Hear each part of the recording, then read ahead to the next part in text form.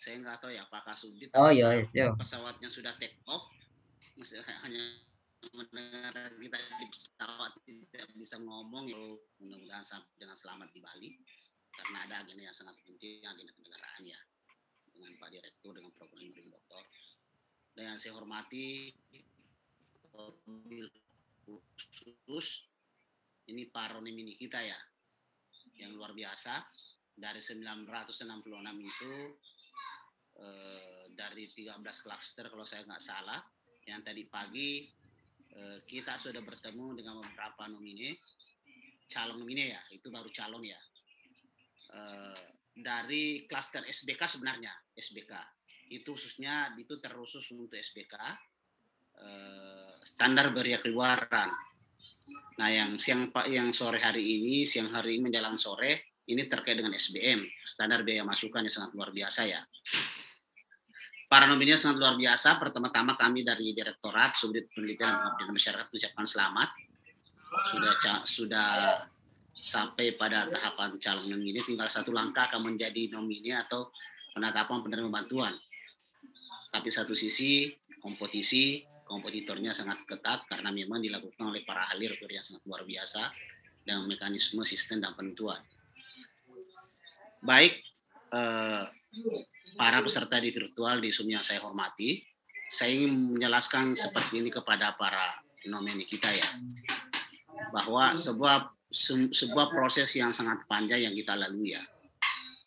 Karena memang di Subdit Penelitian dan Pengabdian Masyarakat itu postur anggarannya yang paling besar terkait dengan BOPTN, Badan Operasional Penelitian.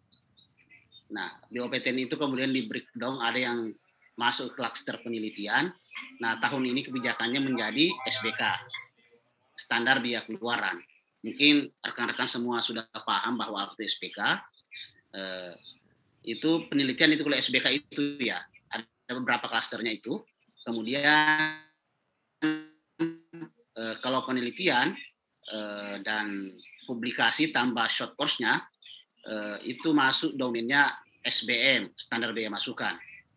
Perlu saya jelaskan bahwa kalau SBM itu formasinya ada formatnya masih seperti biasa lah. Ini kan ada nominasi, saya kira udah paham lah, kan berapa kali juga dijelaskan itu.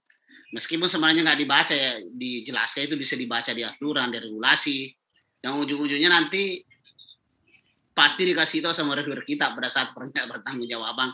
Gini loh caranya mengupload kalau misalnya SBM. Karena mulai dari A sampai Z, sekecil apapun yang kita pakai harus kita dokumentasikan, harus kita pertanggungjawabkan. Nah, kemudian kita nanti model pertanggungjawabannya paperless dari Litap Dimas. Nah, itu aspek pertanggungjawabannya SBM. Nah, kemudian terkait misalnya nanti dengan aspek substansinya, mungkin reviewer lebih paham. Nanti reviewer itu gimana pada saat kemudian para calon nomine ini kemudian presentasi 15 menit di ACRP itu nanti. Intinya begini, bahwa proses yang panjang yang sudah kita lakukan bersama, pada saat rekan-rekan semua melakukan submit, kita awal tahun sudah melakukan proses penyusunan regulasi, membuat aturan SBK juknisnya, menyusun agar kemudian bisa kemudian diakomodir semua kepentingan yang terkait dengan riset, pengabdian, dan publikasi. Itu sangat berusaha kita menyelami sampai dari Sabang sampai Merauke, dari Aceh sampai Papua, dengan berbagai macam karakter, dan tipologi pengetahuannya. Makanya kemudian kenapa turnitinnya kemudian 30%. Kemudian kenapa misalnya melihat kampus-kampus negeri ada 15%, 10%. Itu kan model afirmasi sebenarnya bahwa di pusat itu sebenarnya bergabung ada juga sehingga kemudian kita sangat open, kemudian kompetisi sangat terbuka dengan luas sebenarnya. Meskipun beberapa reviewer atau ini sangat tinggi banget ini, enggak, karena kita memang di kita juga ada bergabung dengan swasta. Saya kira kompetisi kita lebih terbuka, nggak apa-apa, tinggi sedikit, nanti jadinya nggak lebih diperketat. Nah, setelah misalnya disubmit, nah di sini banyak mulai masuk ini, masuk masukan, masuk kritikan. Kok proposal saya tidak masuk di pengajuan? Karena ada yang masuk di draft, yang masuk di draft itu baru dia nelpon kita setelah kemudian di close dan tidak bisa lagi maju. Kita nggak bisa kasih informasi apa-apa karena sistem di Litap Dimas itu dikunci. Kalau dibuka akan merusak yang lain. Ada beberapa akhirnya draft itu nggak diproses, namanya sejak draft nggak resmi kan. Nah, akhirnya draft nggak bisa. Ada beberapa juga itu. Saya sebutkan alasan-alasan juga di sini secara publik supaya kita paham bersama. Nah, draft itu akhirnya nggak bisa kita proses, akhirnya nggak maju pada tahap berikutnya, gagal divalidasi. Nah, itu pertama, harus divalidasi sudah ada yang gagal. Ada juga rekan-rekan kita itu nggak tahu kenapa ya, itu banyak WA ke saya, padahal kalau di sistem itu kan muncul ya, kalau misalnya Mas Anwar, Mas Taufik kita konfirmasi tabayun, kok ada begini, penjelasannya begini. Oh, di sistem itu kan muncul ada pilihan, mau pilih misalnya PT perguruan tinggi, mau pilih misalnya pusat, itu muncul. Ada beberapa rekan-rekan kita, para pengusul maunya pilih di pusat, ternyata jatuhnya di PT ya, perguruan tinggi. Padahal kemarin itu adalah dia salah satu klaster luar negeri mendapatkan bantuan tahun 2020 dan akan mendapatkan prioritas dengan beberapa kriteria nanti tahun 2022 ini, 2021 ini. Akhirnya nggak bisa juga kita bantu. Karena nanti tertutup semua close, baru dia nelpon. Harusnya kan ada range waktu ya, dia harus meyakininya ya. Saya kira persoalan begini baru di saat ini, apa itu butuh ketelitian. Nah, itu tahap pertama sudah banyak yang gugur. Nah, kemudian itu validasi sesungguhnya juga banyak yang gugur, seberapa persen itu yang gugur itu. Nah, setelah itu masuk di Turnitin atau cek similarity, di situ banyak banget juga yang gugur di situ karena memang di antara beberapa yang menulis ada yang copy paste, ada yang tidak bagus tulisannya, hanya begini.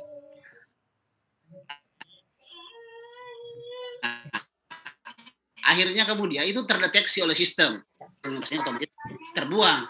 Kalau mau dimunculkan kembali harus direset. Itu kan ribet itu. Direset kan langsung terbuang sama di sistem, harus kembali dimunculkan. Dalam aturan kita, kalau di atas 30% itu muncul di sistem bahwa dia tidak lolos. Nah, itu alasan-alasan rasionalnya, karena banyak yang WA ke saya, kalau ada rekan-rekannya, ada teman-temannya, bahwa sistem ini sangat terstruktur dan rapi, sistem di Litap Dimas yang dibuat oleh pengembang ini sangat luar biasa dan sangat bisa dipertanggungjawabkan. Ingat kalau kita baca sejarah Litap Dimas ini kan rekomendasi KPK sebenarnya. Dulu kan manual. Ini rekomendasi KPK, BPK, Litbang KPK, agar dibuatkan sistem pelaporan yang modelnya paperless. Sehingga Irjen kemudian mudah memeriksa juga, tidak ada lagi yang modelnya manual. Nah, jadi ini nggak main-main. Nah, setelah itu kemudian di Turnitinya gugur, nah masuk kemudian di review online. Dari review online ini sudah otoritasnya reviewer. Kalau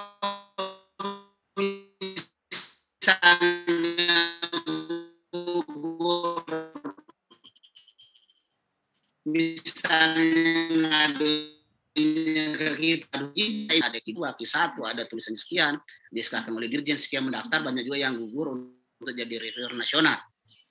Dalam reviewer nasional kita ada 555 orang yang menjadi reviewer nasional. Nah, dari itu semua, akhirnya kemudian hari ini menjadi reviewer nasional, hari ini akan menilai kita di HRP, mulai dari review online sampai HRP, tidak ada 50 reviewer nasional yang punya kesempatan, dan yang kita hire, yang kita anggap bisa mempunyai waktu dan kemampuan untuk itu. Nah, itu di review online-nya. Banyak yang menurut akhirnya dari sekian 2.000 lebih itu, sehingga tersisa berapa? 966. Itu mulai proses sangat panjang loh itu berbulan 966. Saya juga paham betul di antara beberapa itu yang sering nelpon, mau apa, kita harus percaya kepada sistem, karena kalau bukan sistem, bukan kesepakatan kolektif yang kita sepakati seperti ini ya, semuanya akan buram.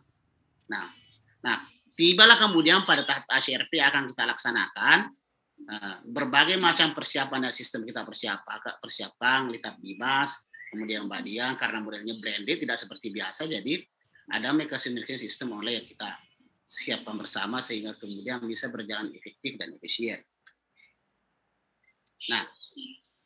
Nah, dari itu semuanya diharapkan kemudian bisa berjalan dengan baik, sistem yang kita laksanakan, proses yang kita laksanakan, sehingga kemudian kita percaya apa yang kita laksanakan ini. Nah, sekali lagi saya mengucapkan selamat kepada para calon nominee kita yang terpilih. Selamat nanti berkompetisi, pahami aturan dengan baik, pahami nanti penjelasan dari teknis HRP, karena ini apa semuanya, mendaftar lewat Google Form dan sebagainya, silakan dilaksanakan. Karena sedikit saja clean sheet kalau sistem itu tidak terrekod, akhirnya kemudian terpental, dan proses yang sangat panjang sudah kita lalui. Artinya kita mempunyai kerugian waktu dan pikiran. Saya kira cukup di situ, Mbak Dian. Saya akhiri dengan ucapan Assalamualaikum warahmatullahi wabarakatuh. Waalaikumsalam warahmatullahi wabarakatuh. Terima kasih Pak Basir atas pengantarnya.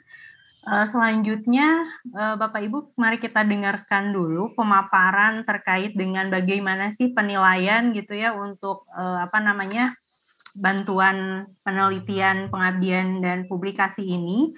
Di sini telah hadir Prof. Imas Maesaro dan Prof. Saparudin, perwakilan dari tim reviewer.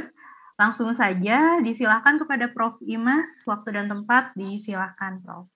Baik, terima kasih. Assalamualaikum warahmatullahi wabarakatuh. Waalaikumsalam warahmatullahi wabarakatuh.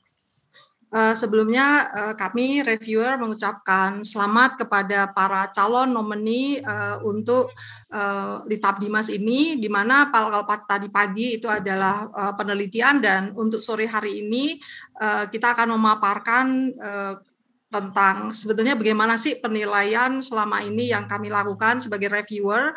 Nah, di sini penilaian untuk pengabdian masyarakat, short course ke luar negeri, dan sabbatical leave. Terus terang ini sangat berat sekali bagi kami ya reviewer untuk menentukan penilaian ini, karena semua ya tenaga, pikiran gitu, semuanya tercurah untuk penilaian proposal. Tapi kami tentu saja sebagai reviewer itu ada hal-hal yang sudah ditentukan seharusnya seperti apa ketika kita melakukan penilaian. Bapak Ibu semuanya, dari proposal total itu adalah 2.985, kami semuanya melakukan review. Jadi satu proposal itu dilakukan review oleh 2 orang reviewer. Bapak Ibu, kami reviewer itu tidak tahu, misalnya ada salah satu dari Bapak Ibu misalnya proposal, Bapak Ibu kami tidak mengetahui. Jadi misalnya saya dengan Pak Saparudin misalnya itu tidak mengetahui siapa, atau saya menilai siapa, saya juga tidak tahu. Pak Saparudin menilai siapa, kita tidak tahu. Jadi benar-benar kami semuanya sebagai reviewer itu tidak tahu kita menilai atau siapakah yang menilai apa, kita tidak tahu. Kita hanya mengetahui hanya kita sendiri, kita menilai siapa. Bahkan misalnya Bapak Ibu dari kami memang ada dari kami yang mengajukan penelitian gitu ya, mengajukan juga ada juga yang pengabdian masyarakat, ada yang short course ke luar negeri, juga ada sabbatical leave. Tapi kami sendiri tidak tahu siapa yang menilai atau mereview penelitian kita, itu kita juga tidak tahu sama sekali. Dan bahkan kita juga deg-degan, aduh nanti gimana ya. Jadi waktu ada pengumuman kita juga membuka sama dengan Bapak Ibu, deg-degannya juga sama. Jadi di sini inilah yang dikatakan objektivitas dari kami semua reviewer, di mana kita tidak tahu siapa menilai siapa, kita tidak tahu. Yang mengetahui hanya kawan-kawan panitia yang tahu, dan kawan-kawan panitia bisa dikatakan integritasnya sangat tinggi dan mereka tidak memberitahu kepada kami siapa menilai siapa. Jadi insya Allah saya yakin bahwa penilaian kami reviewer di sini benar-benar objektif. Jadi walaupun kami sebagai reviewer juga mengajukan penelitian, kami juga tidak tahu apakah kami diterima atau tidak, dan bahkan kami tidak tahu siapa yang mereview penelitian kita. Jadi itu Bapak Ibu tentang objektivitas dari kami para reviewer. Kemudian ketika melihat dari sisi apa sih yang akan kita teliti atau kita nilai, Bapak Ibu sudah tahu bahwa di dalam penilaian baik itu pengabdian masyarakat, short course ke luar negeri atau sabbatical leave, itu pemasuk atau masuk nilainya ini adalah ada judul, latar belakang, rumusan masalah, tujuan, kajian penelitian terdahulu, kajian teori, metode, kemudian rencana pembahasan, daftar pustaka, RAB. Untuk pengabdian masyarakat ada perbedaan gitu ya, ada harapan, kemudian juga ada tujuan, kemudian ada permasalahan gitu. Nah ini semuanya akan kita lihat satu per satu. Pertama misalnya latar belakang. Yang kita lihat contoh misalnya di pengabdian masyarakat, Bapak Ibu, kami melihat bahwa banyak sekali proposal yang Bapak Ibu sampaikan di pengabdian masyarakat itu tidak ada segi, dalam arti semuanya adalah cerita, dalam arti semuanya adalah argumentasi Bapak Ibu sendiri. Kita mengetahui bahwa meskipun itu pengabdian masyarakat, kita menginginkan bahwa keilmiahan dari tulisan Bapak Ibu itu semuanya. Artinya bahwa ketika menulis pengabdian masyarakat, kemudian ada argumentasi-argumentasi, kita menginginkan adanya dukungan-dukungan teori, tapi banyak sekali yang kami temui pengabdian latar belakang yang Ibu sampaikan, Bapak Ibu sampaikan itu tidak ada keilmiahannya, dalam arti hanya cerita gitu, tapi tidak ada misalnya memberikan bukti misalnya ya, seperti apa, ini hanya cerita saja, tapi tidak ada pembuktian bahwa mungkin ada suatu teori yang menunjang dari yang disampaikan, argumentasi yang disampaikan Bapak Ibu. Nah ini yang kita agak bingung juga, loh kok padahal ini kan mau tidak mau meskipun dia pengabdian masyarakat, tetap segi ilmiah, segi keilmuan itu kan juga penting untuk dimasukkan di situ. Nah ini untuk latar belakang yang ada di dalam pengabdian masyarakat, dan itu kita temui lumayan banyak. Kemudian untuk short course ke luar negeri, kemudian sabbatical leave, kita melihat bahwa karena mereka harus menulis proposal, berarti di sini ada latar belakang. Nah ini argumentasi, alasan-alasan, misalnya dipilihnya fokus penelitian, ataupun misalnya ini ada penelitian kuantitatif, variabel-variabel penelitiannya. Kemudian apakah ada di situ masalah fokus penelitiannya? Bagaimana dengan objek penelitiannya, apakah ada keterkaitan objek penelitian dengan fokus penelitiannya, kemudian apakah ada manfaat atau kontribusi untuk keilmuan dari hasil penelitian ini, yang ini kita baca di latar belakang. Kemudian juga ada manfaat atau kontribusi untuk masyarakat dari hasil penelitian tersebut, atau dari hasil yang kita lakukan penelitian itu ada nggak hasilnya yang itu bermanfaat bagi negara, bagi masyarakat itu sendiri. Nah ini kita lihat di latar belakang. Nah ini adalah penilaian-penilaian yang ada di latar belakang, baik itu di pengabdian masyarakat, short course ke luar negeri, maupun di sabbatical leave. Kemudian kalau di pengabdian masyarakat misalnya ketika kita melihat dari sisi masalah gitu ya, apa sih sebetulnya masalah? Nah, ketika kita melihat di pengabdian masyarakat, kita mengetahui bahwa misalnya Bapak Ibu menggunakan participation action research, Bapak Ibu menggunakan ABCD, Bapak Ibu menggunakan CBR misalnya ya. Nah, ini kita melihat bahwa mau tidak mau ketika membuat pengabdian masyarakat, kita menggunakan metode-metode itu, tentu saja di sini ada suatu masalah, ada masalah. Nah ini mungkin Bapak Ibu melakukan dulu pra penelitian sehingga mengetahui apa sih sebetulnya masalah-masalah ini. Ada kadang-kadang ketika kami melihat meneliti kok masalahnya seperti ini gitu ya. Jadi masih ada perbedaan atau masih ada kebingungan kadang-kadang Bapak Ibu, apakah ini penelitian ataukah ini pengabdian masyarakat. Jadi ketika mau tidak mau kita selalu melihat dari sisi berkas proposal Bapak Ibu, karena yang seharusnya itu adalah yang ada di Litap Dimas. Tapi kadang-kadang Bapak Ibu ketika kita lihat di proposal Bapak Ibu, kadang-kadang di situ adalah sebetulnya penelitian. Ya, jadi formatnya adalah format penelitian, bukan format pengabdian. Sehingga kemudian ketika mengambil itu berbeda-beda. Itu yang kadang-kadang kami sebagai reviewer bingung. Ini bagaimana nih permasalahannya apa? Kemudian harapan-harapannya bagaimana gitu ya? Kok nggak ada ya seperti itu. Jadi ini juga mungkin ada beberapa dari kawan-kawan yang menulis di pengabdian mungkin maksudnya ada miss misalnya ya. Sebetulnya itu adalah penelitian tapi kemudian dimasukkan ke dalam pengabdian. Kemudian ketika masuk kepada hal-hal yang itu ada hubungannya dengan harapan, hubungannya dengan permasalahan, hubungan dengan tujuan dari penelitian itu, kemudian juga bagaimana kerangka berpikir gitu ya. Nah, ketika membahas tentang kerangka berpikir, ini kawan-kawan sepertinya ada loss, di mana di situ ketika membahas tentang kerangka berpikir, kawan-kawan bisa dilihat bahwa kerangka berpikir mau tidak mau itu juga harus ada dukungan dari suatu teori, tapi yang dikembangkan itu tidak itu.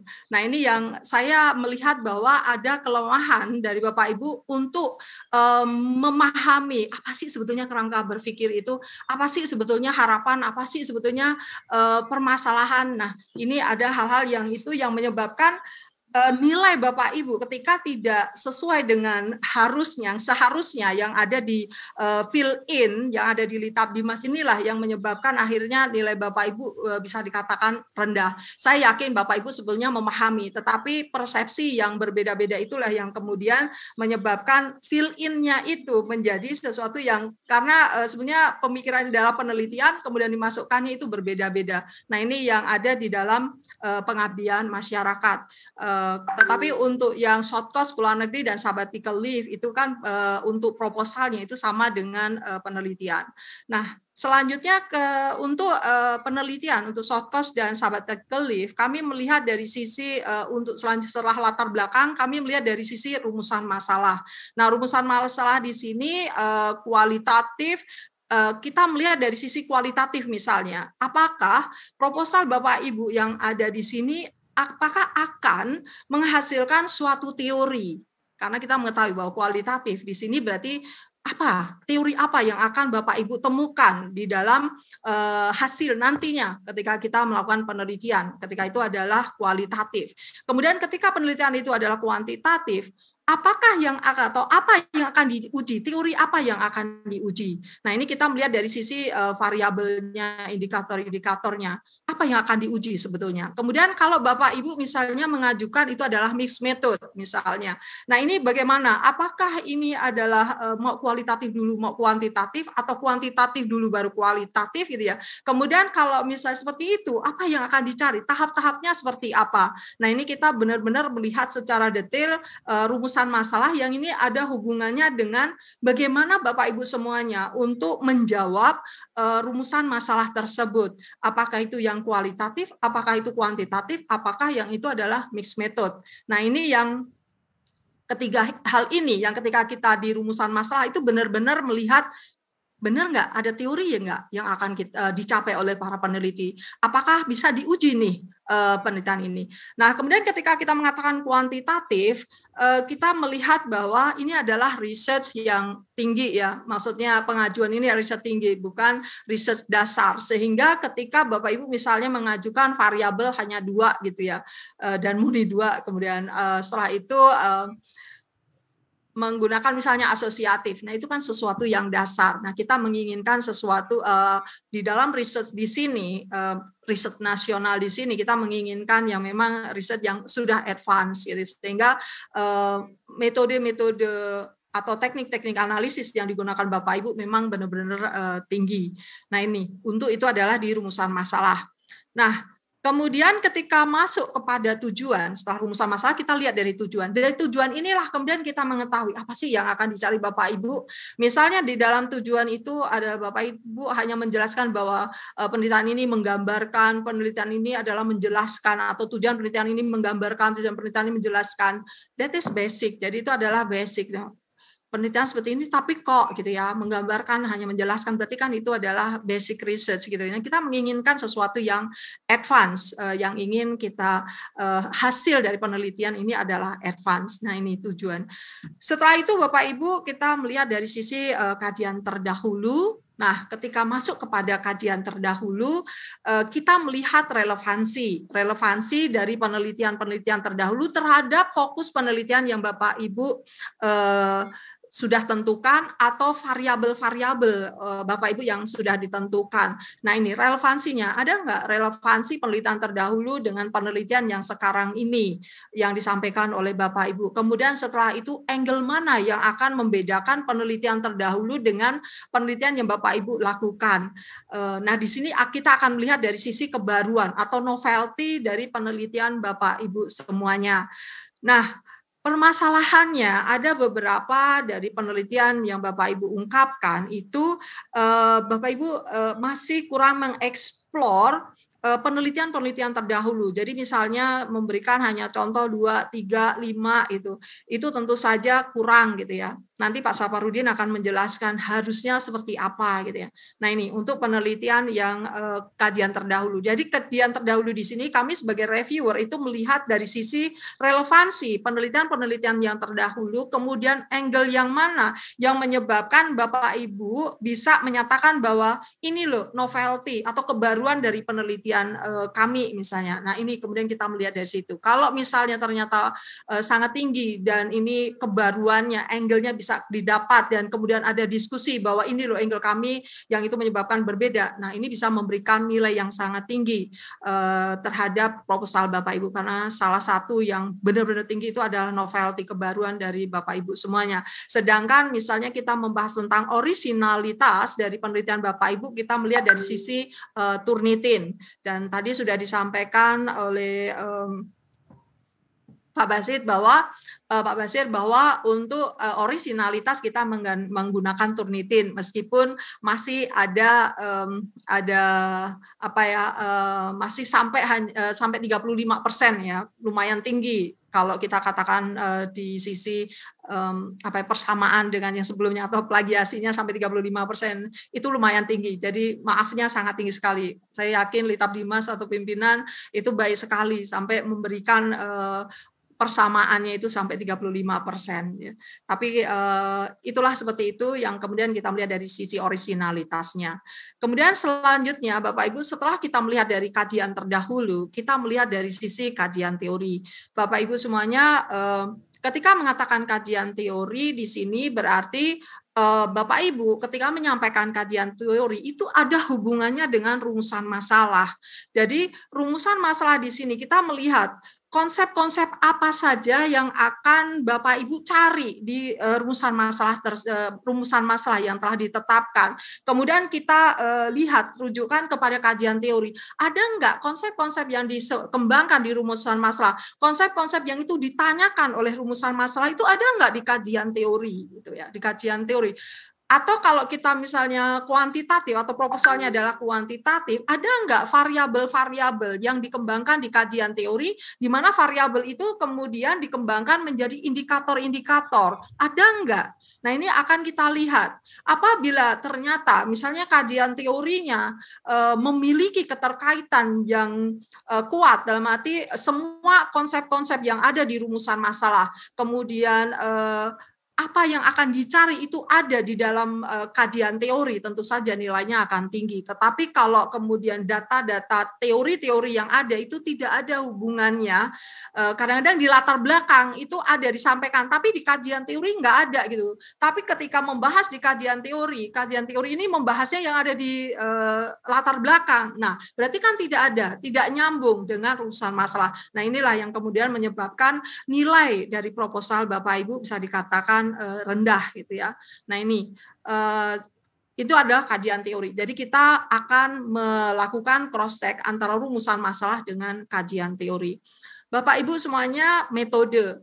Apakah itu pengabdian masyarakat, short course ke luar negeri, sabbatical leave itu mau tidak mau ada hubungannya dengan metode baik itu di metode ketika kita di pengabdian masyarakat maupun metode di penelitian. Bapak Ibu, metode di penelitian maupun di pengabdian masyarakat itu berkaitan sangat erat dengan rancangan anggaran biaya RAB yang Bapak Ibu ajukan.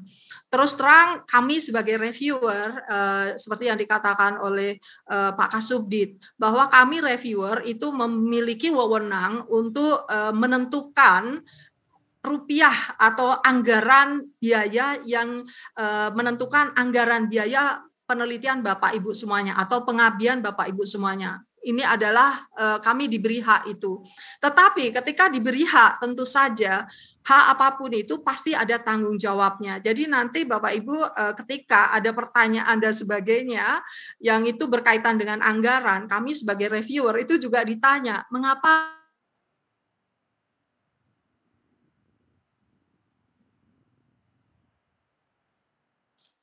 Suaranya tidak terdengar, Bu. Suaranya. Ya, oke. Jadi untuk yang baru saja ya Pak Safarudin hilangnya. Oke. Baru saja, Prof. Oke, baik. Jadi ketika mengatakan metode, jadi metode di sini berkaitan erat dengan rancangan anggaran biaya. Jadi ketika membahas tentang RAB, mau tidak mau kami sebagai reviewer itu diberi kewenangan untuk menentukan anggaran. Jadi yang menentukan kewenangan Bapak Ibu rupiahnya berapa itu adalah para reviewer. Tapi Bapak Ibu ketika menentukan itu mau tidak mau karena kita dapat hak, tapi juga kami diberi tanggung jawab dalam arti nanti kalau ada apa-apa kami akan dilakukan cross check. Kenapa? Misalnya proposal ini kok dapat 150 gitu kan? Alasannya apa gitu. Nah ini berarti bahwa ketika kami melakukan penilaian di metode kemudian hubungannya dengan RAB itu adalah apakah langkah-langkah yang ada di metode itu sesuai dengan apa yang ada di RAB. Nah permasalahannya banyak sekali Bapak Ibu, metode yang Bapak Ibu sampaikan di proposal Bapak Ibu itu tidak detail langkah-langkahnya sehingga ketika masuk kepada RAB kok beda ya. Misalnya di metode nggak ada FGD, kok di RAB ada FGD ya? Nah ini. Atau kemudian di metode misalnya keluar, misalnya melakukan pengabdian di wilayah ABCD gitu ya. Terus kemudian semua anggota pengabdian, misalnya ada 6 orang, semua datang ke pengabdian, misalnya di kota A, semua mengadakan kota B, semua mengadakan atau kota C gitu ya. Nah kemudian kalau melihat dari sisi metode, ini seharusnya bisa nih ke sana 2 orang, ke sana 2 orang, 2 orang. Nah ini kadang-kadang yang kita lakukan pengurangan dana dari hal-hal tersebut. Nah di sini Bapak Ibu bahwa RAB mau tidak mau berkaitan dengan metode. Nah penilaian di metode ketika kita lihat di pengabdian Bapak Ibu, misalnya Bapak Ibu menerapkan PAR, ya, Participation Action Research, di mana di situ Bapak Ibu kan harus melakukan penelitian sebelumnya. Jadi melakukan penelitian. Setelah penelitian sebelumnya, kemudian ditemukanlah masalah-masalah apa. Dari masalah itu Bapak Ibu harus melakukan, menentukan apa solusi untuk memecahkan masalah yang Bapak Ibu telah temukan itu. Dari solusi itu Bapak Ibu melakukan implementasi, melakukan penerapan, melakukan pengabdian langsung ke masyarakat. Setelah itu Bapak Ibu akan melakukan research kembali. Apakah masalah-masalah yang solusi-solusi yang telah ditemukan oleh Bapak Ibu dan telah diimplementasikan, bagaimana nih keberhasilan untuk mencapai tujuan dalam rangka pengabdian masyarakat ini. Nah, detail dari metode ini kadang-kadang tidak ada. Bapak Ibu kadang-kadang hanya menyampaikan definisi-definisi gitu ya, definisi-definisi dari PAR misalnya ya, kemudian definisi-definisi ABCD tanpa ada langkah-langkah yang konkret di metode ini. Nah ini yang menyebabkan kita sebagai reviewer kok gini ya, bingung nih, kok nggak ada metode, terus gimana?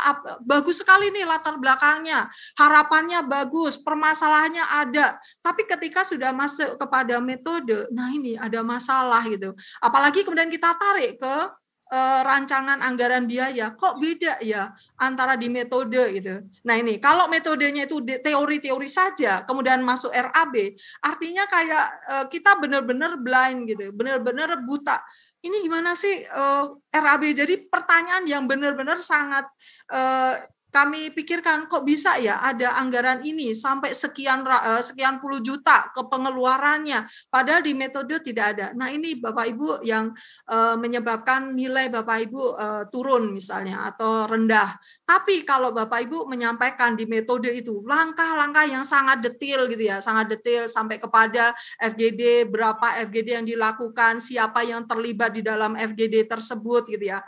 Wah, kalau sudah seperti itu, kita sebagai reviewer enak sekali gitu. Wah, nilainya bagus, langsung nilainya sangat tinggi. Tapi kalau sudah ada masalah-masalah, itu kami harus benar-benar melakukan analisis, waduh ini berapa ya nilainya ya, kok seperti ini ya. Ini. Jadi sebetulnya sebagai reviewer kami juga sedih Bapak Ibu untuk menentukan atau menilai rendah gitu ya. Kita inginnya itu semuanya perfect gitu ya. Tapi tentu saja kenyataannya tidak seperti itu. Jadi itu di dalam menilai di metode, baik itu di pengabdian masyarakat maupun di penelitian, bahwa kita menginginkan ketika melakukan metode di sini rinci, karena dengan kerincian inilah langkah-langkah apa yang akan dilakukan Bapak Ibu dalam menjawab di rumusan masalah, dalam menjawab masalah-masalah di pengabdian ini, kita bisa mengetahui dengan sangat-sangat jelas sekali gitu ya, sehingga kita bisa wow, bagus sekali nih proposalnya, that's perfect gitu ya, langsung nilainya tinggi.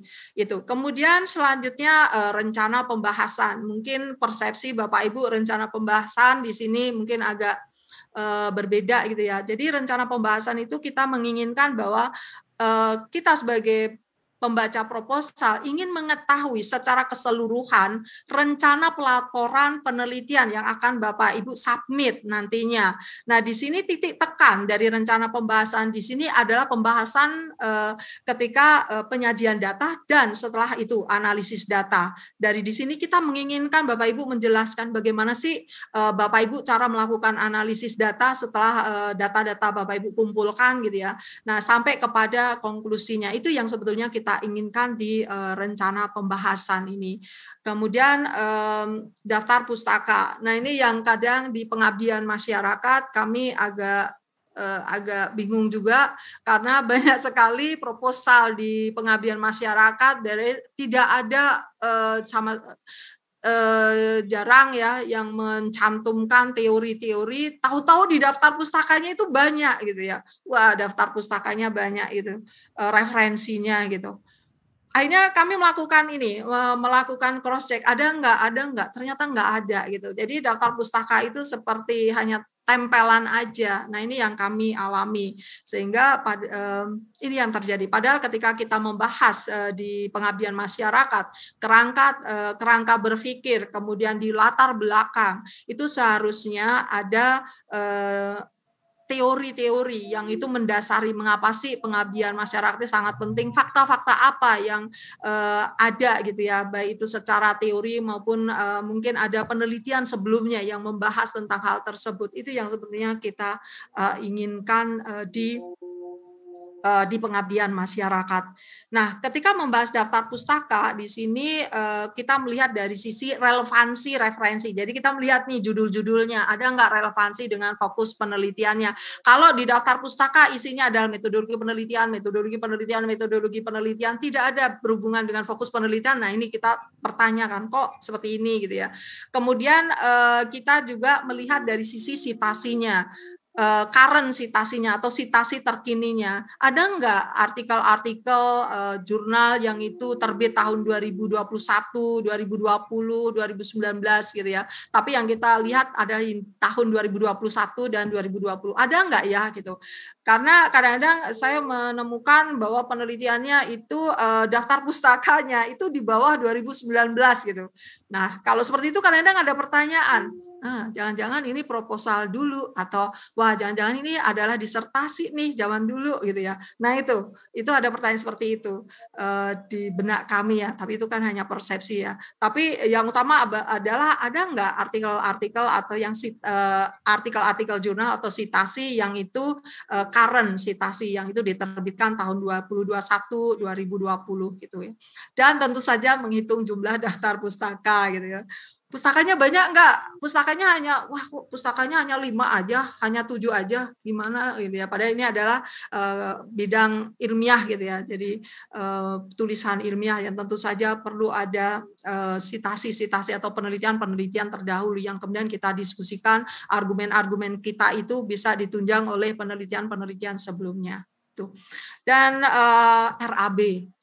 Nah, ini RAB Bapak Ibu, terus terang kami memang berat sekali ketika membahas RAB, karena RAB mau tidak mau tadi Bapak Ibu dengan SBK kita sebetulnya berat karena reviewer lah yang akan menentukan anggaran Bapak Ibu semuanya. Kita harus cross check dengan SBM karena ada misalnya narasumber dibayar 1.500.000 JPL-nya ya, 1 jamnya itu 1.500.000, padahal misalnya 1.500.000 kalau nggak salah eselon 1 ya. Benar nggak ya? Ini yang akan menjadi narasumber eselon 1 gitu ya. Nah, ini jadi kita akan cross check itu, kemudian cross check tentang transport, cross check misalnya ada angket ya, pembantu peneliti survei. Nah, itu kan sebetulnya di SBM itu sudah jelas rupiahnya berapa. Nah, itu sebetulnya Bapak Ibu harus mengacu kepada SBM, dan SBM di sini bisa kita download di internet gitu ya. SBM tahun 2021 itu sudah ada ya, 2020 untuk tahun 2021 itu sudah ada. Sebetulnya Bapak Ibu harus mengacu ke sana gitu. Kemudian tadi seperti yang saya katakan, RAB juga kita cross check dengan metode penelitian karena itu adalah step by step-nya. Kemudian kita juga cross check dengan harga di pasaran apabila Bapak Ibu membeli bahan-bahan penelitian, misalnya bahan kimia atau alat-alat laboratorium, itu kita melihat dari sisi di pasaran benar nggak ya harganya sekian gitu. Nah, ini Bapak Ibu hal-hal yang memang sangat penting yang kami lakukan dalam menilai penelitian atau proposal yang Bapak Ibu submit di Litabdimas. Dan insya Allah kami reviewer memang bekerja keras, kita melakukan penilaian Bapak Ibu di proposal. Alhamdulillah sepertiga dari keseluruhan proposal yang diajukan oleh peneliti se-Indonesia ini sudah ditentukan sepertiga dari seluruh penelitian. Baik Bapak Ibu, selanjutnya bagaimana dengan ACRP, Annual Conference Research Purpose Presentation nanti. Nah Bapak Ibu, penilaian di presentasi karena kita per peneliti atau per proposal hanya diberi waktu 15 menit. Jadi kami setelah berbicara dengan para reviewer, kami tidak akan minta Bapak Ibu untuk melakukan presentasi. Jadi tidak ada, Bapak Ibu tidak akan presentasi nanti ya. Nah, yang akan kami nilai nanti, kami menggunakan konfirmasi gitu ya. Mengapa ini, mengapa itu. Nah, yang akan kami lihat nanti di dalam penilaian presentasi, kami ingin mengetahui tentang kontribusi akademik, moderasi beragama, atau aplikatif berkenaan dengan proposal Bapak Ibu, apakah itu pengabdian, untuk ininya ya, penilaiannya. Kemudian novelty atau kebaruannya, outcome-nya apa yang akan Bapak Ibu outcome, produk yang akan Bapak Ibu hasilkan nanti setelah penilaian atau setelah melakukan penelitian ini. Setelah itu adalah perencanaan anggaran. Di perencanaan anggaran inilah yang akan menentukan berapa rupiah Bapak Ibu akan mendapatkan anggaran ini. Bisa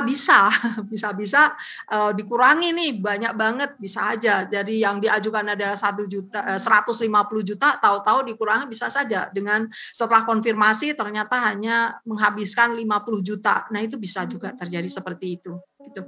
Bapak Ibu, dalam presentasi nanti untuk short course dan sabbatical leave yang ke luar negeri, tentu saja presentasinya menggunakan bahasa negara yang akan dituju. Jadi kalau Bapak Ibu ke Mesir, berarti Bapak Ibu menggunakan bahasa Arab. Kalau Bapak Ibu misalnya ke negara berbahasa Inggris, misalnya berarti Bapak Ibu menggunakan bahasa Inggris dalam presentasinya. Kemudian kalau mungkin ke Malaysia mungkin menggunakan bahasa Indonesia kali ya. Gitu.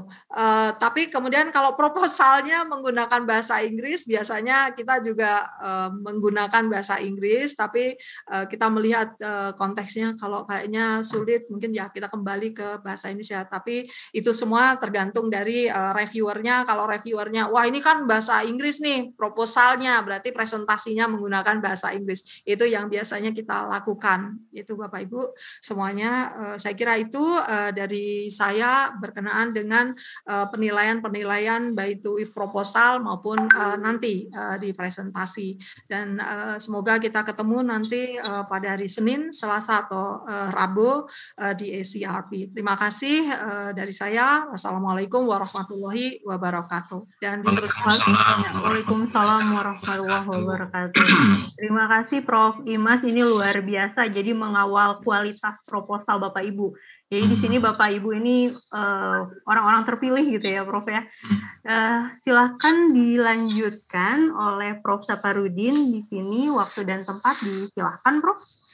Baik, makasih Assalamualaikum warahmatullahi wabarakatuh. Waalaikumsalam warahmatullahi. Dan saya hormati Bapak Dr. Basir Laupe, yang saya banggakan, ya, Profesor Imas, kemudian Mbak Dia, serta para calon nomini.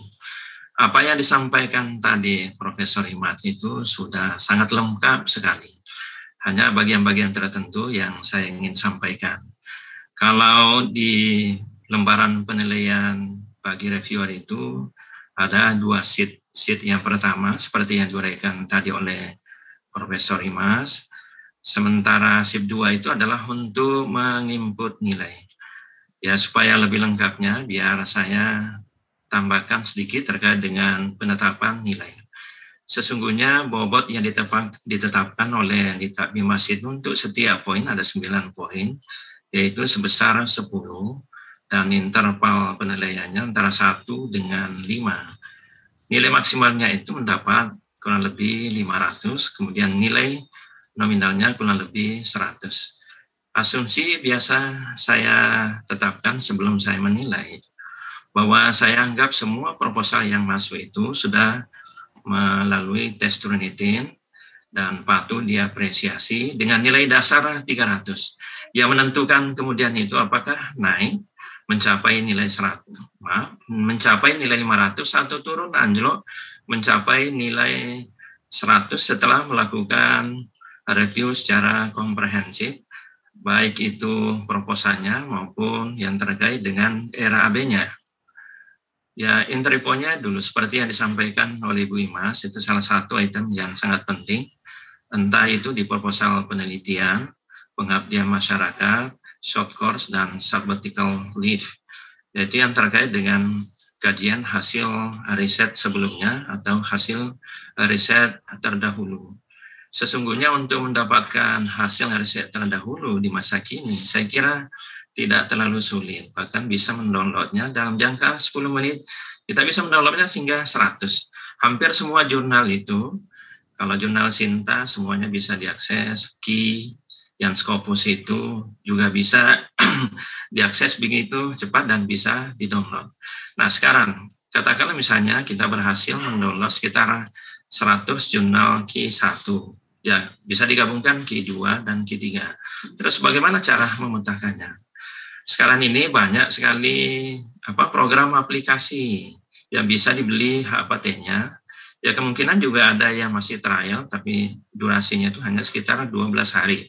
Misalnya menggunakan NVivo, hanya dalam jangka waktu mungkin 15 menit, bahkan bisa 10 menit itu sudah bisa ditemukan celah mana yang belum pernah diteliti dari hasil sebelumnya itu. Itu yang kami sangat harapkan dari reviewer, dari Bapak calon nomini. Andaikan misalnya bisa diungkap seperti itu, tidak manual, alangkah kami itu merasa sangat puas melihat ya proposalnya Pak calon nomini yang diajukan dan disubmit di aplikasi Litab Bimas. Tetapi apa yang dilakukan hanya sekedar manual, kadang 1, 2, 3, dan ini kadang-kadang membuat kita agak pusing, kadang-kadang tidak connect, ya tidak nyambung antara di permasalahan yang diangkat topiknya, kemudian kajian pustaka, hasil penelitian terdahulu yang dieksplorasi, dan itu pun sedikit dan dikaitkan juga dengan penggunaan referensinya. Dari SIP 2 itu lembaran berikutnya untuk menentukan penilaian, ada juga 9 item, diawali dengan latar belakang masalah, diakhiri dengan alokasi biaya dan waktu.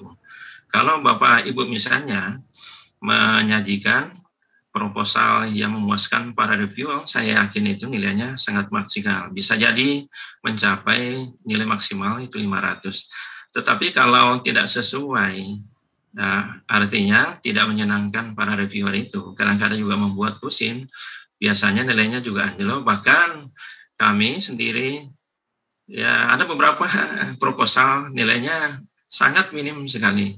Kita memberikan 0, ternyata itu tidak bisa. Kalau begitu hanya 1-1, semuanya dari 9 item, dan total nilainya itu hanya 100. Mengenai ini Bapak Ibu, kalau menggunakan program statistik, kadang-kadang saya agak ketawa melihatnya. Ini kan sudah dosen senior, kata Ibu Imas tadi, harus advance. Paling tidak harus menggunakan pemodelan, misalnya struktur equation model. Dan program aplikasinya itu bisa dibeli HPT-nya, dan begitu cepat, misalnya menggunakan apa? Amos, ada Listral, Stata, kemudian ada Smart PLS, yang kadang-kadang menggunakan sampel sampai 1000. Tetapi kalau menggunakan SPSS itu, sebagai seorang dosen bukan lagi ranahnya, itu masih basic sekali, dasar. Berikanlah peluang untuk mahasiswa yang semester 1, 2, 3. Ada satu kasus, Prof. Imas yang ditemukan, mengenai pengabdian masyarakat, hanya persoalan literasi. Literasi mengajarkan di pasar modal. Padahal hampir setiap hari saya bermain-main di pasar modal melalui sekuritas. Saya memiliki 3 sekuritas. Mirai Aset, kemudian BNI, terus Ajaib. Untuk masuk mendaftar registrasi di Ajaib itu gratis loh, Bu. Kemudian ini depositnya hanya meminta paling minimal 10.000. Dan di satu sisi ada pengabdian masyarakat untuk mentraining masyarakat pendampingan untuk membeli saham di pasar modal. Jadi rekomendasi saya, pendampingan ini biar tidak diajukan dana juga akan selesai dengan sendirinya, dan teknologi sekarang itu sangat canggih, siapapun orangnya. Kadang-kadang anak TK juga pintar sekali mengoperasikan IT. Nah, kalau untuk dijadikan sebagai objek utama untuk pendampingan masyarakat, jangan-jangan nanti masyarakatnya itu yang dijadikan sebagai objek pendampingan lebih pintar daripada kita. Beberapa yang terkait dengan pemberdayaan ekonomi, misalnya pelaku UMKM. Jangan-jangan pelaku UMKM itu jauh lebih hebat di persoalan marketing daripada yang bersangkutan untuk melakukan pendampingan. Ya selama ini misalnya kalau berada di kampus hanya persoalan teoritis, pelaku UMKM itu yang lebih hebat di bidangnya. Nah kalau itu yang dilakukan, saya kira tingkat kesia-siaannya itu lebih tinggi. Ya ternyata setelah saya lihat RAB-nya, kebanyakan itu hanya semacam tanda kutip melakukan wisata. Melakukan wisata artinya apa? Kalau diizinkan itu, mau tidak mau kami para reviewer akan ikut andil dalam mempertanggungjawabkan dana apabila penelitian proposalnya nanti itu tidak bisa diselesaikan dengan baik dan tidak menghasilkan produk sebagaimana yang ditetapkan oleh Lita Bimas yang tertera dalam Juknis Lita Bimas tahun 2022. Nah, kalau itu tidak terrealisasi, artinya apa? Kami pasti dimintanya pertanggungjawaban. Jadi untuk penelitian pengabdian masyarakat, mau tidak mau, ya kita harus lebih ekstra hati-hati dalam mensinkronkan antara langkah-langkah yang ditempuh dalam melakukan pengabdian dengan RAB yang disusun. Di RAB itu kalau merujuk pada akuntansi, nanti dilihat substansinya, cash flow-nya itu mau kemana. Kalau cash flow-nya itu lebih banyak membangun aset, saya kira potensial untuk diloloskan. Tetapi kalau cash flow-nya itu lebih banyak membangun liabilitas, wah itu akan menimbulkan masalah besar. Dan saya yakin sulit untuk mewujudkan produk yang telah ditetapkan. Tapi kalau cash flow-nya ditujukan untuk membangun aset, potensial untuk mewujudkan produk yang telah ditentukan sebelumnya. Nah, untuk yang kedua ini, sebagai saya sampaikan tadi ada 9 item. Jika proposal Bapak berhasil lolos di tahap yang ini, itu artinya apa? Kami dari para reviewer mengapresiasi bahwa betul bisa dikembangkan. Hanya saja nanti sebagaimana yang disampaikan oleh Mas pada acara SCRP akan melakukan konfirmasi dari penilaian kami sebelumnya. Jika itu terkonfirmasi dan sinkron apa yang kami lakukan penilaian dan nanti yang Bapak Ibu sampaikan pada saat SCRP betul-betul sinkron, berarti itu tandanya memiliki potensi untuk dilanjutkan. Tetapi kalau tidak, kami para reviewer sudah dikasih wewenang untuk mengkat. Saya kira itu, Bu. Karena apa yang disampaikan oleh Prof. Imas tadi sudah lengkap, saya hanya tinggal menambahkan. Terima kasih. Assalamualaikum warahmatullahi wabarakatuh. Waalaikumsalam warahmatullahi wabarakatuh. Terima kasih Prof. Syafarudin yang sudah melengkapi dari Prof. Imas terkait dengan proses review. Acara selanjutnya kita masuk ke sesi pemaparan teknis ya Bapak Ibu terkait dengan penyelenggaraan ACRP nanti mulai hari Senin sampai hari Rabu. Sebelumnya di sini ada Pak Ivan. Pak Ivan sudah hadir. Mbak Dian dulu aja, nggak apa-apa yang teknis. Nanti saya setelah Mbak Dian. Oh gitu. Oh ya siap. Atau mungkin Mas Anwar Dhani? Ada Mas Anwar Dhani? Oke. Kalau belum ada Mas Anwar Dhani, Pak Ivan saya izin duluan. Jadi Bapak Ibu di sini saya Dian dengan rekan saya ada Pak Ferli, kemudian ada teman-teman moderator lainnya. Dan teman-teman dari Subdit ya. Di sini kami diamanahi untuk mengatur jalannya acara ACRP, sehingga izin saya menyampaikan terkait aturan peserta ya Bapak Ibu. Sebentar saya share screen. Yang mau saya sampaikan pertama adalah jadwal Bapak Ibu, kemudian teknis pembagian ya, dan nanti aturan peserta.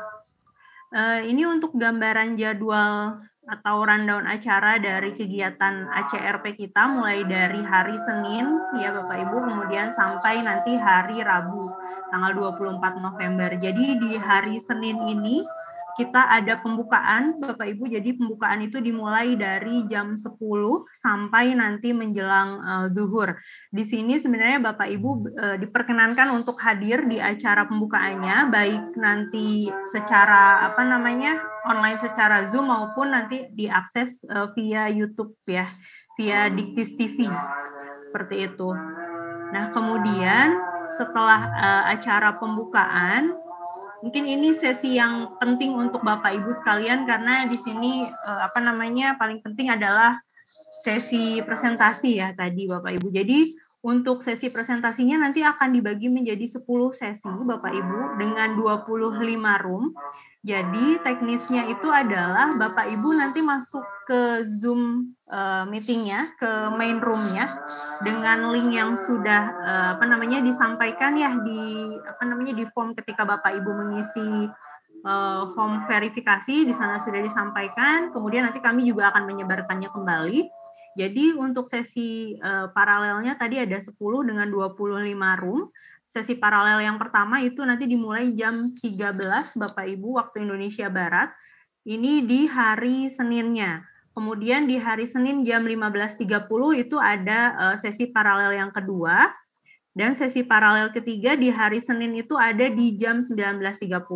Nah, jadi Bapak Ibu karena teknis penilaiannya ini tertutup, mungkin agak berbeda dengan konferensi yang Bapak Ibu masuk ke breakout room secara bersamaan, kemudian menunggu giliran presentasi.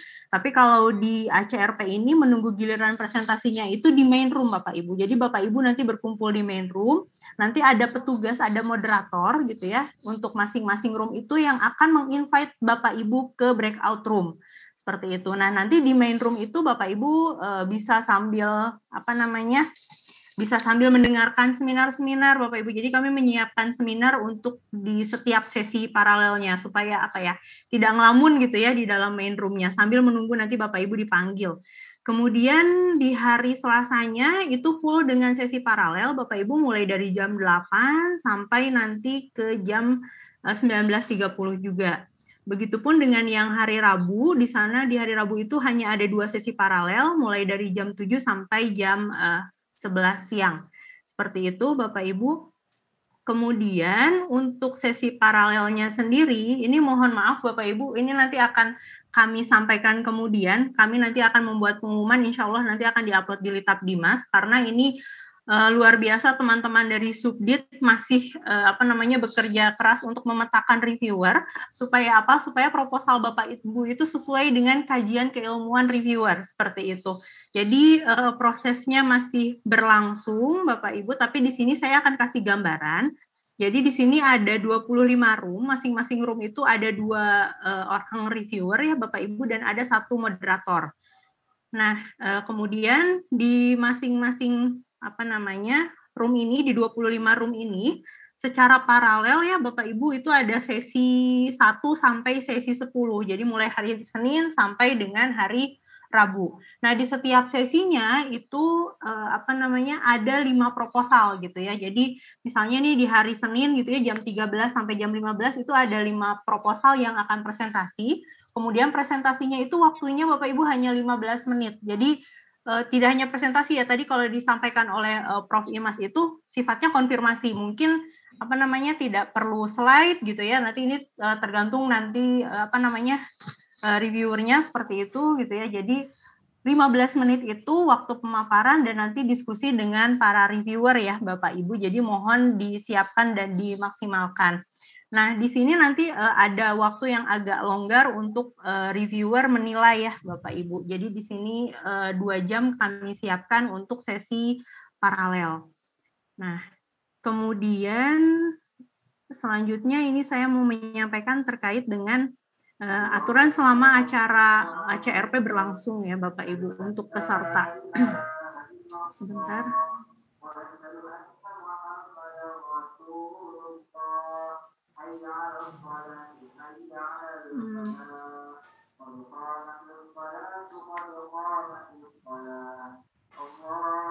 Mohon maaf ini agak loading.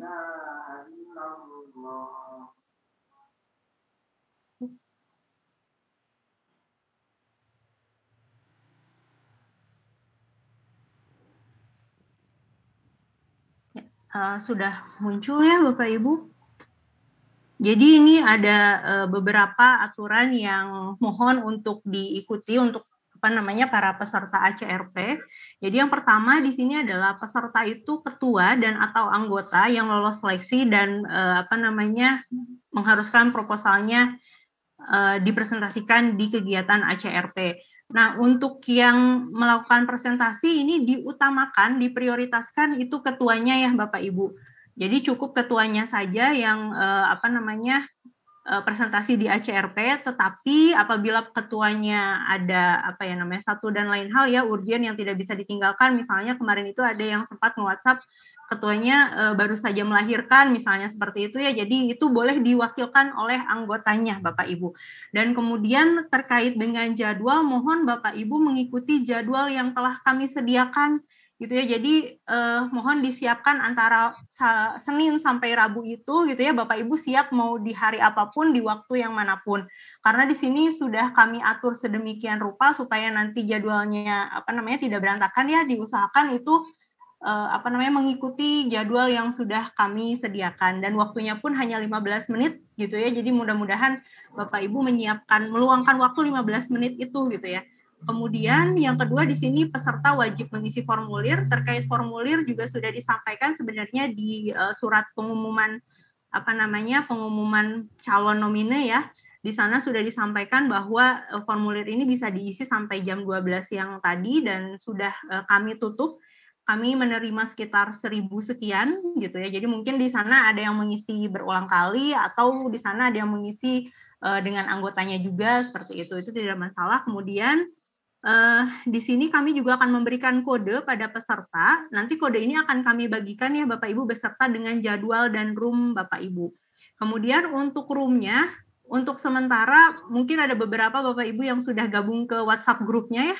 Ke WhatsApp grupnya. Nah ini untuk sementara tidak apa-apa, tapi nanti ketika jadwalnya sudah dibagikan, Bapak Ibu mohon masuk ke WhatsApp grupnya masing-masing sesuai dengan roomnya. Kenapa? Karena nanti di sana moderator itu bertugas untuk mengingatkan Bapak Ibu gitu ya. Jadi kan tadi ada urutannya ya 1, 2, 3, 4, 5. Kemudian proposal yang pertama misalnya sedang presentasi, kemudian nanti moderator itu akan mengingatkan, mohon siap-siap untuk peserta berikutnya, seperti itu ya. Jadi mohon masuk ke WhatsApp group sesuai dengan pembagian roomnya, seperti itu.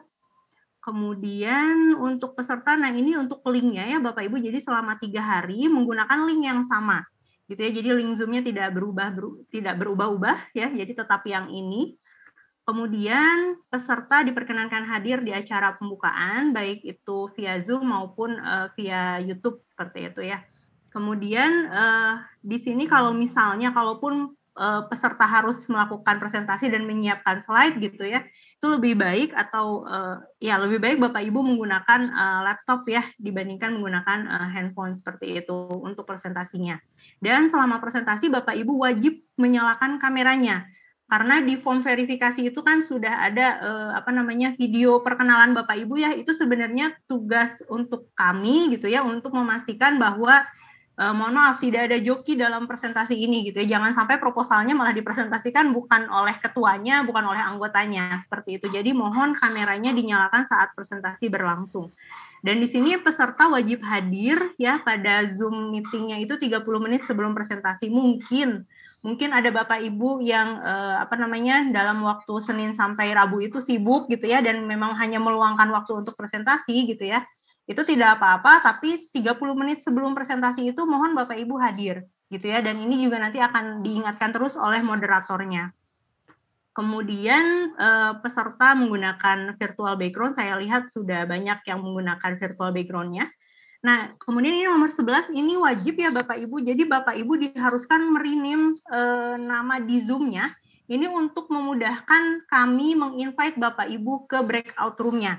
Kemudian kami di sini akan memprioritaskan Bapak Ibu yang presentasi di hari itu, gitu ya. Jadi karena di sini ada kegiatan-kegiatan lain selain presentasi ya, tadi ada seminar gitu ya. Mungkin barangkali ada yang dari di luar peserta yang ikut bergabung gitu ya. Tapi di sini kami akan memprioritaskan Bapak Ibu yang presentasi.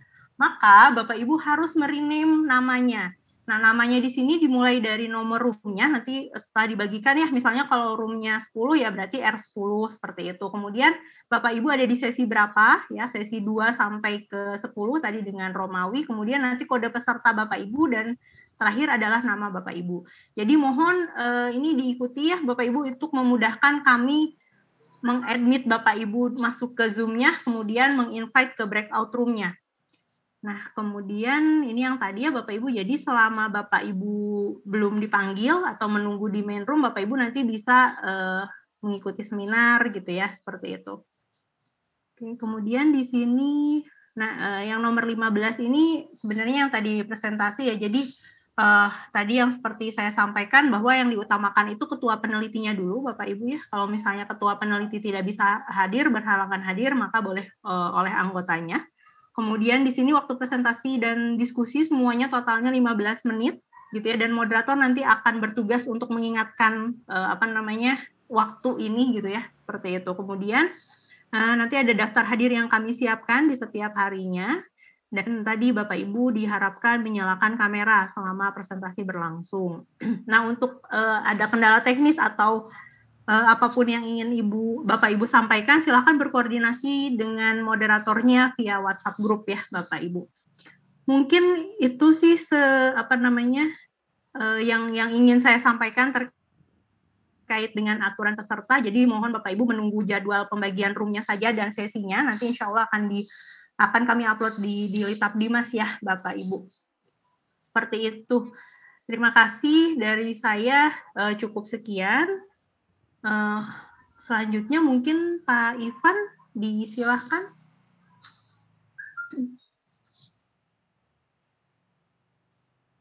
Pak Ivan sudah hadir. Jadi Bapak Ibu, Pak Ivan ini beliau menyiapkan aplikasi untuk kegiatan ACRP ini. Sebenarnya aplikasi besarnya itu adalah Dictis Touch gitu ya, dan bagiannya yang pertama kali di launching itu untuk kegiatan ACRP. Nah, silahkan Pak Ivan. Terima kasih Mbak Dian. Bismillahirrahmanirrahim. Assalamualaikum warahmatullahi wabarakatuh. Bapak Kasubdit, Pak Basir, Mbak Dian, Prof. Imas, Pak Safarudin, Prof. Safarudin, para reviewer, serta Bapak Ibu nomini dan peserta ACRP yang berbahagia. Mohon izin, pada kesempatan ACRP kali ini kita akan mengenalkan satu aplikasi yang disebut dengan ACRP Mobile Apps yang bisa diunduh melalui Google Play atau Play Store, yang saat ini kami sedang dalam proses posting di Google Play, dan insya Allah besok atau hari ini nanti sudah bisa diunduh melalui aplikasi Play Store. Nah, ACRP Mobile Apps ini merupakan salah satu aplikasi yang tergabung dalam Dictis One Touch. Ini merupakan salah satu aplikasi yang memberikan dua keuntungan, dua kemudahan. Pertama kali adalah pada akses kegiatan ACRP, yang kedua adalah layanan informasi sekaligus database. Nah, Bapak Ibu ketika sudah install, maka akan pertama kali terbuka akan ada seperti ini sebagai logo ACRP tahun 2022. Kemudian Bapak Ibu bisa registrasi sebagai nominator, kemudian menulis username dan password ketika registrasi. Nah, aplikasi ini bisa dibuka melalui gadget Android, tapi untuk sementara masih belum bisa menggunakan gadget berbasis iOS atau iPhone, dan bisa dibuka melalui laptop. Nanti kami akan kirim Google Drive, kemudian Bapak Ibu bisa install di laptop. Nah, kami rekomendasi kepada seluruh nominator ketika presentasi menggunakan laptop, ya. Kemudian yang kedua, pada laman atau pada menu depan terdapat menu program, agenda, nominee profile, reviewer profile, my ID, dan seterusnya. Saya tidak usah memberikan gambaran satu persatu, silakan nanti klik sana sini, nanti insya Allah akan diketahui apa fungsi dari masing-masing menu. Ini ada menu di sini dan di atas ini ada dashboard. Nah, dashboard ini digunakan untuk memenuhi kebutuhan, untuk memenuhi seluruh isian dalam biodata. Selanjutnya, ini gambarannya seperti ini. Ketika Bapak Ibu mengklik agenda, kalau program ini hanya sekedar informasi saja, kemudian ketika diklik agenda, maka akan muncul seperti ini. Jadi agenda hari pertama, hari kedua, dan hari ketiga. Hari pertama dimulai pukul 10 sampai 11.40 itu untuk kegiatan opening ceremony, dilanjutkan plenary session dan parallel session 1 dan 2, 3 untuk hari pertama. Nanti untuk hari kedua dan ketiga semuanya seperti ini. Nah, begitu diklik parallel session, maka Bapak Ibu akan mendapatkan menu seperti ini. Jadi di main room, maka akan ada presentasi dari para presenter ya, sambil Bapak Ibu menunggu masuk ke room masing-masing.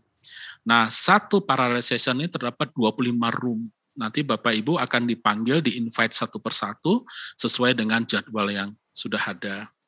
Ini gambaran sedikit tentang mobile ACRP mobile apps yang nanti Bapak Ibu bisa unduh melalui layanan Google Play Store. Kemudian dalam kegiatan dalam aplikasi ini Bapak Ibu juga bisa mengunduh satu program manual book seperti ini. Ini belum bisa kami turunkan karena memang ini masih diminta dilihat dulu oleh tim, khususnya tim dari Mbak Dian.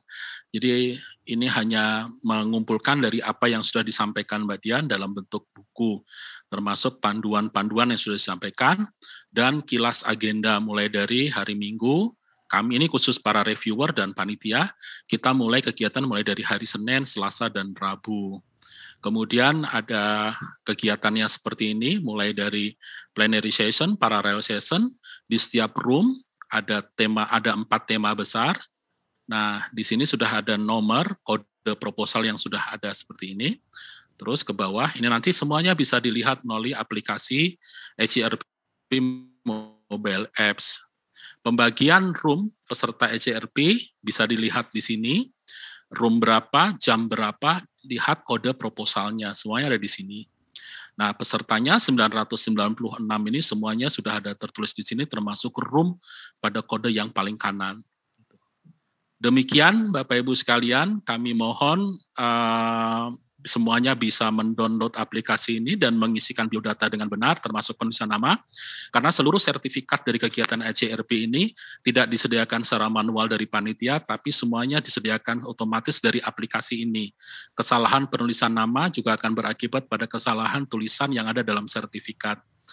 Tahun ini, Pak Kasubdit memberikan kesempatan bukan hanya untuk ketua saja yang hadir dalam acara ACRP, tapi seluruh anggota peneliti juga akan mendapatkan sertifikat. Untuk itu kami mohon semuanya untuk bisa meregister di aplikasi ACRP Mobile Apps ini. Demikian Mbak Dian, terima kasih. Assalamualaikum warahmatullahi wabarakatuh. Waalaikumsalam warahmatullahi wabarakatuh. Terima kasih Pak Ivan atas pemaparannya. Jadi Bapak Ibu sekalian, mungkin nanti di maksimal minggu ya Bapak Ibu silakan update informasi di Litap Dimasnya, apakah sudah sudah ada pengumuman untuk pembagian roomnya gitu ya, kemudian dicek berkala di Play Store-nya karena kami di sini menunggu approval ya Pak Ivan. Jadi mudah-mudahan besok atau minggu Bapak Ibu sudah bisa download ACRP mobile-nya, seperti itu ya Bapak Ibu. Mas Anwar Dhani sudah hadir kah? Belum ada ya? Belum ada, Bu. Oke, belum ada. Kalau belum ada, mungkin ada yang mau ditambahkan dari Pak Basir atau Pak Ferli? Cukup, Bu, kalau dari saya. Langsung aja sisi tanya jawab, Mbak Dian. Siap Pak Basir. Kalau gitu kita langsung masuk ke sesi tanya jawab ya. Mohon izin saya harus ganti device dulu. Di sini sudah ada yang raise hand, ada Pak William.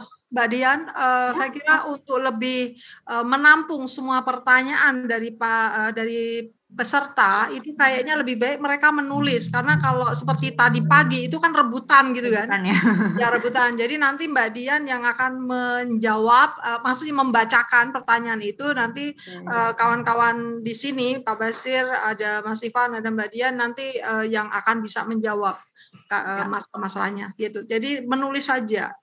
Oke. Boleh Prof. Jadi silahkan teman-teman atau Bapak Ibu sekalian mohon di di kolom chat ya.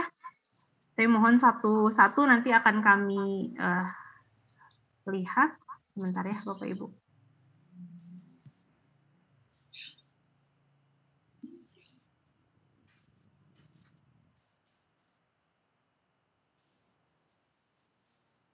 Ya. Mohon izin saya harus ganti device dulu Bapak Ibu. Recording stopped. Sambil lihat. Mbak Dian ini sambil ini ya. Ada pertanyaan ke Pak Ivan untuk Pak Ivan dari Pak Arif Hakim. Pak Ivan mungkin link untuk download di PC atau laptop bagaimana Pak Ivan? Ya. Untuk sementara ini, Bapak Ibu bisa mengunduh aplikasi ini lewat Play Store. Hanya saja kami sedang pada tahapan approval oleh Google Play. Insya Allah dalam waktu sehari sampai besok sudah upload, sudah bisa dilihat di Play Store. Selanjutnya untuk instalasi di laptop, kami akan kirim dalam bentuk Google Play.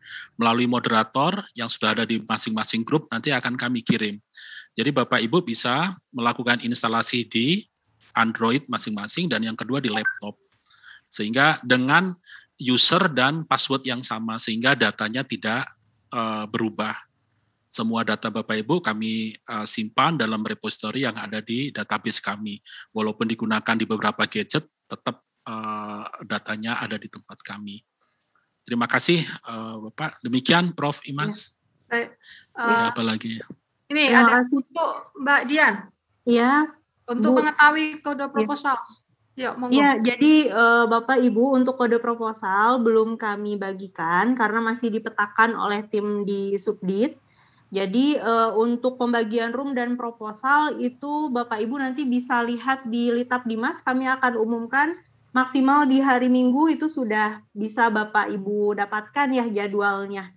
Itu terkait kode proposal, kemudian jadwal, kemudian room Bapak Ibu sekalian. Seperti itu. Itu kemudian ada pertanyaan dari apakah masih mungkin ada perubahan proposal setelah ini. Nah ini mungkin yang bisa menjawab Prof. Imas nih, reviewer. Tidak bisa. Jadi proposal ya itu gitu. Jadi nggak bisa dirubah lagi gitu. Jadi sudah paten yang itu. Nanti paling kita hanya menanyakan konfirmasi aja, tapi tidak sampai merubah proposal itu. Ya, terima kasih Prof. Imas. Ini jelas ya, jadi tidak bisa dirubah. Selanjutnya ada pertanyaan dari Bapak Alfa Sahriar, apakah password dan ID masuk dari mana mendapatkan? Setelah Bapak Ibu install, Bapak Ibu tinggal register. Nah nanti di register di situ bisa ada dua pilihan. Pertama kali register as guest, sekedar tamu, kemudian yang kedua register as researcher atau nominee. Nah Bapak Ibu tinggal masuk di situ, kemudian mendapatkan mengisi ID sekaligus mengisi password. Demikian Bapak Ibu. Ya. Mbak Dian, ini ada, jika laptop tidak mendukung virtual background-nya bagaimana? Tidak masalah, Prof. Kalau untuk virtual background, yang penting on cam ya, Bapak Ibu, untuk memastikan pesertanya sesuai gitu ya dengan proposalnya seperti itu. Jadi untuk virtual background kalau ada kendala tidak apa-apa, tidak digunakan. Ya. Terus ini ada pertanyaan untuk saya, Bu Imah dan ini untuk presentasi ya, Pak Fengki, tentang PowerPoint.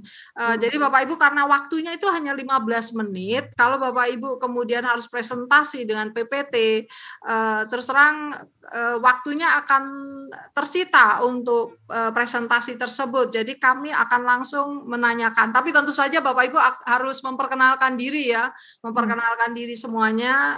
Kemudian setelah itu baru kemudian ada pertanyaan-pertanyaan. Nah, apakah kemudian saat presentasi yang bergabung hanya ketua saja atau bisa semua anggota juga?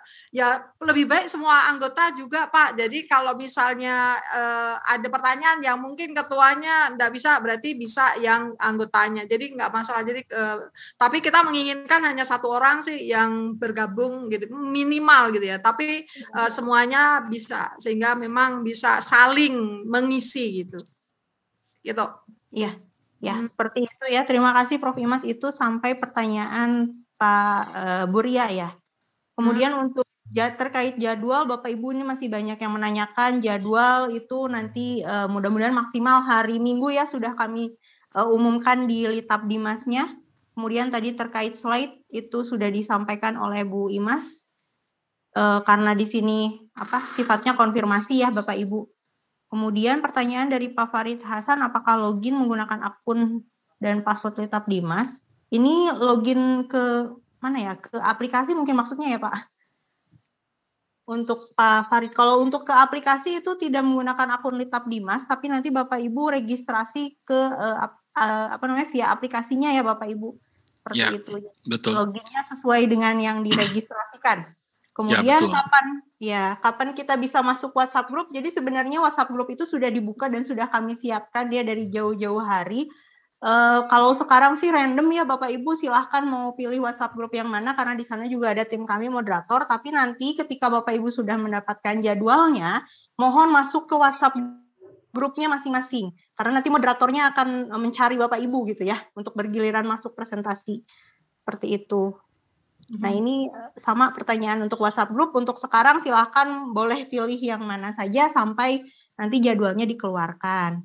Kemudian pertanyaan dari Ibu Kurniasih, bagaimana jika di dalam satu kelompok sudah terlanjur mendaftar 2 kali?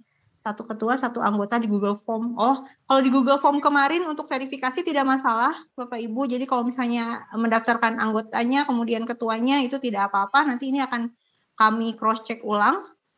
Kemudian pembagian roomnya ini pertanyaan yang sama, ini nanti hari Minggu ya maksimal Bapak Ibu di Litap Dimas, silakan dicek untuk pengumumannya. Kemudian ada pertanyaan dari Ibu Khairu Umatin, mohon panduan secara lengkap aplikasi ACRP bisa di-share dan untuk memudahkan kami. Nah ini mungkin bisa dijawab Pak Ivan. Ya. Sekalian Pak Ivan, ini ada MacBook aplikasi, apakah juga tersedia? Ya, sementara ini yang untuk iOS, sistem iOS ini belum bisa kami sediakan ya. Jadi kami hanya untuk sistem berbasis Android dan Windows. Namun demikian, insya Allah kami akan terus develop dalam waktu dekat supaya bisa diakses melalui sistem iOS. Insya Allah. Kemudian ada pertanyaan, sampai sekarang Play Store belum? Ya betul. Sampai hari ini kita masih belum melihat aplikasi kita di laman Play Store. Kami harap nanti begitu muncul langsung di-download dan kami akan terus melakukan update data, update aplikasi ini bisa jadi setiap hari atau setiap ini supaya memang ada informasi-informasi baru yang bisa kami sampaikan termasuk layanan.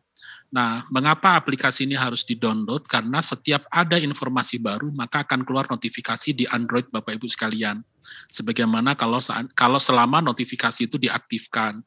Jadi setiap kali seperti ketika kita menerima WhatsApp akan bunyi bip, sebagaimana nanti aplikasi ini juga akan bunyi bip ketika keluar surat yang masuk atau informasi yang masuk terkait dengan ACRP. Demikian. Mbak Dian, Ya, ini ada hal terima penting kasih. ini Ya, dari Prof. IAIIG Cilacap. Mohon maaf, kami Halo. dari IAIIG Cilacap mengalami gangguan listrik padam. Nah, Bapak Ibu semuanya, ini penting sekali nanti di ACRP karena Bapak Ibu hanya memiliki waktu 15 menit.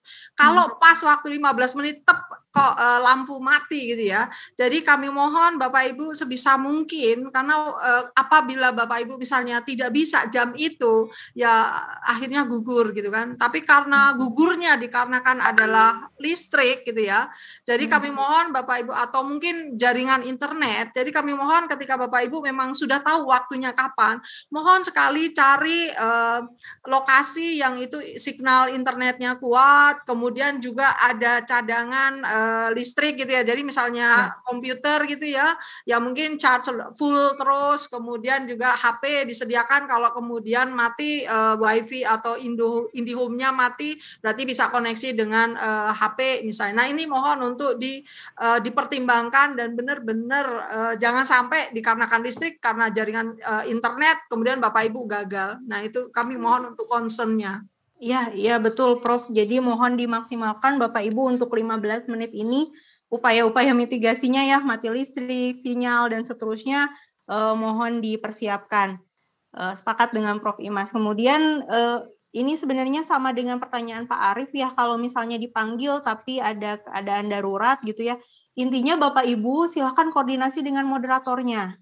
Gitu ya. Jadi ada kendala apapun gitu ya, silakan koordinasi dengan moderatornya di WhatsApp group. Nanti kami akan berkoordinasi juga ini mitigasinya seperti apa, seperti itu ya. Itu Bapak Ibu.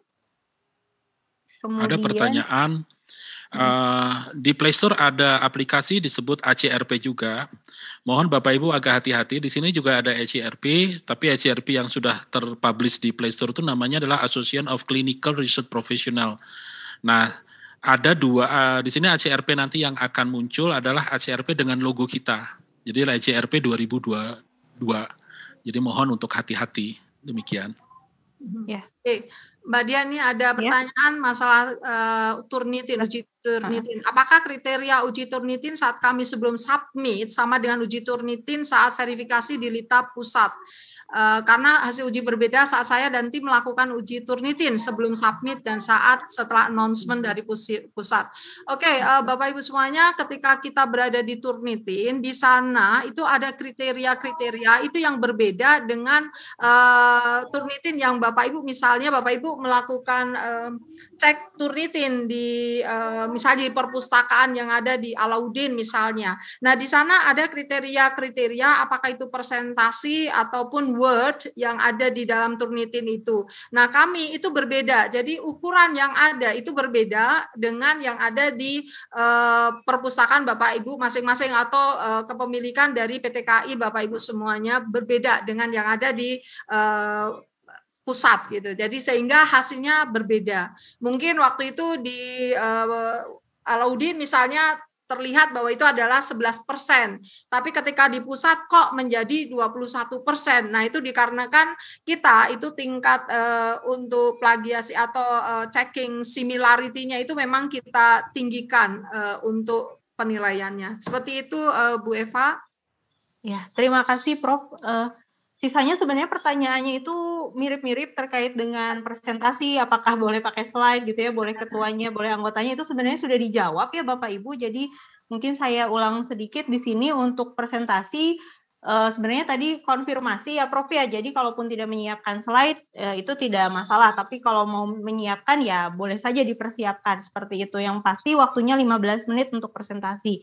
Kemudian untuk gabung WhatsApp group sampai saat ini pun sudah dibuka Bapak Ibu, jadi sudah ada ya link WhatsApp grupnya di form yang Bapak Ibu isi kemarin itu sebenarnya sudah disampaikan di sana. Silakan gabung secara random gitu ya. Nanti ketika jadwal sudah diumumkan silakan gabung ke WhatsApp grup di roomnya masing-masing sesuai dengan pembagiannya. Kemudian sisanya terkait instalasi ACRP ya, ini juga sama sebenarnya sudah dijawab oleh Pak Ivan. Jadi untuk ACRP ini masih menunggu approval dari Play Store-nya. Nanti mungkin besok atau minggu ya Bapak Ibu bisa cek di Play Store-nya untuk di-download ACRP mobile-nya. Itu mungkin. Ya, saya tekankan lagi ini masih banyak tentang pertanyaan untuk presentasinya nanti.